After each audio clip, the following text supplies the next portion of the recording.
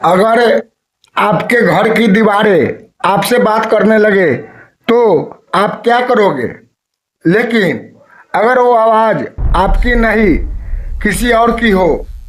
आज जो कहानी मैं आपको सुनाने जा रहा हूँ वो सिर्फ एक हॉरर स्टोरी नहीं है, बल्कि एक ऐसी घटना है जिसे आज तक कोई समझ नहीं पाया। यह कहानी है एक छोटे से शहर में रहने वाले लड़के आरव की। आरव एक बिल्कुल नॉर्मल बच्चा था। स्कूल जाता, दोस्तों के साथ खेलता और रात को जल्दी सो जाता। लेकिन एक दिन उसकी ज़िंदगी में कुछ ऐसा हुआ जिसने सब कुछ बदल दिया। एक दिन आरव की बुआ उसके घर आई। उनके हाथ में एक पुराना लकड़ी का बॉक्स था। उन्होंने कहा, ये तुम्हारे लिए है।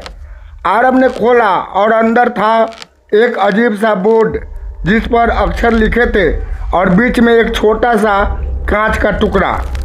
बुआ मुस्कुराते हुए बोली, इसे कहते हैं आत्मा से बात करने वाला खेल। आरव हंस पड़ा। उसे लगा ये सब मजाक है, लेकिन उसे क्या पता था वो मजाक उसकी ज़िंदगी का सबसे बड़ा डर बनने वाला है। उस रात घर में सब सो रहे थे। अचानक खट खट खट दीवार पर किसी के खरोचने की आवाज़।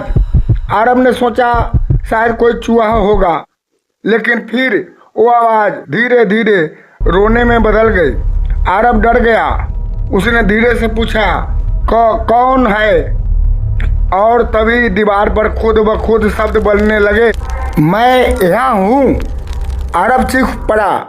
उसके माता पिता दौड़ कर आए, लेकिन जैसे ही वो कमरे में पहुँचे सब कुछ नॉर्मल था। दीवार बिल्कुल साफ। अगले दिन स्कूल में भी आरव अजीब बर्ताव करने लगा। कभी अकेले हंसता, कभी हवा में बात करता। और एक दिन उसने अपने दोस्त से कहा, तुम उसे नहीं देख सकते, लेकिन वो मुझे देख रहा है। धीरे धीरे घर में अजीब घटनाएं बढ़ने लगी। चीज़ें अपने आप गिरने लगी, दरवाजे अपने आप खुलने लगे और हर रात वही आवाज़। एक रात आरव की माँ ने देखा कि आरव दीवार के सामने खड़ा है और अपने नाखूनों से दीवार को खरोच रहा है। उन्होंने पूछा, तुम क्या कर रहे हो? आरव ने धीरे से पीछे मुड़कर देखा, लेकिन वो उसकी आवाज़ नहीं थी। मैं नहीं, वो करवा रहा है। माँ उसे डॉक्टर के पास ले गई। डॉक्टर ने कहा सब नॉर्मल है, लेकिन माँ को यकीन नहीं हुआ।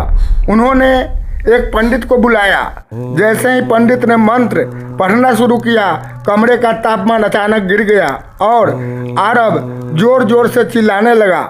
आरव की आवाज़ बदल गई, तुम मुझे नहीं रोक सकते, मैं बहुत पहले से यहाँ हूँ। अचानक आरव हवा में उठ गया। उसकी आंखें सफ़ेद हो गई और उसके शरीर पर खुद ब खुद निशान बनने लगे।